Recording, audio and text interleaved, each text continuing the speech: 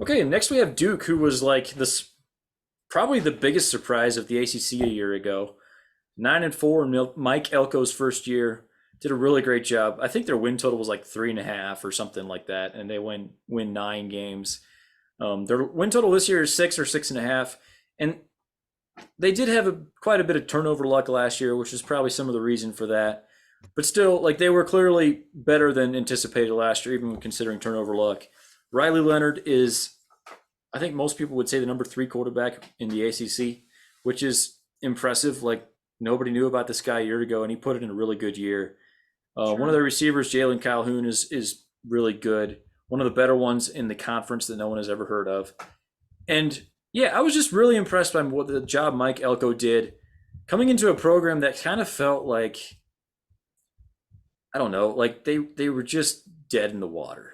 And it's not that they were awesome, but they were so much better than I expected last year, and just brought a sense of stability, I guess. And you could actually expect them to fight. And another big thing they did is last year when they brought in Elko, they also started paying their assistants more, started investing in the program. And look, Right. you invest in the program and then you go 9-4. Like, do you need any better proof that putting money into your football program is the main thing towards making it better and making a good hire?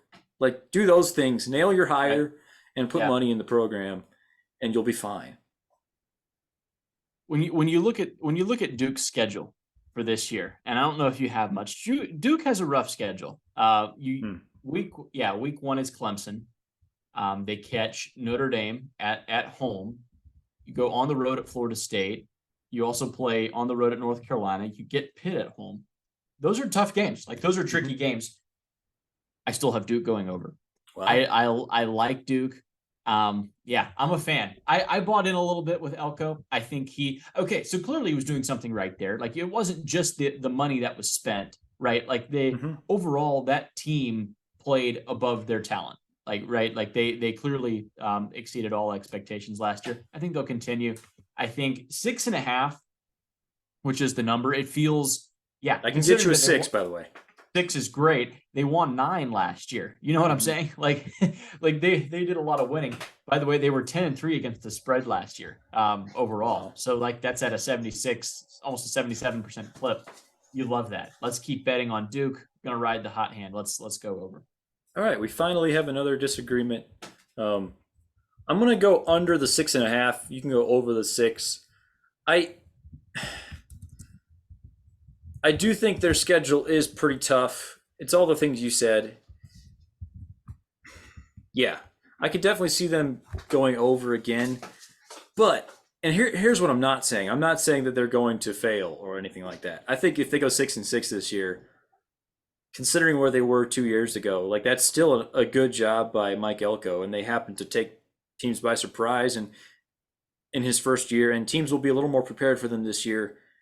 6-6 to me is still a pretty successful year for them, considering where their program is. So I guess that's my prediction: 6-6, and but even though that would be 3 fewer wins than a year ago, I would still view that as the arrow on the program would still be pointed up. Like I think there's a way for that to be true. Yeah, no, yeah, but I think both of those things can be true. Like even if they do hit the under there, there's no doubt that he is elevated where they were as a program. Like Yeah, maybe that's what you were trying to say. Yeah. absolutely. Yep.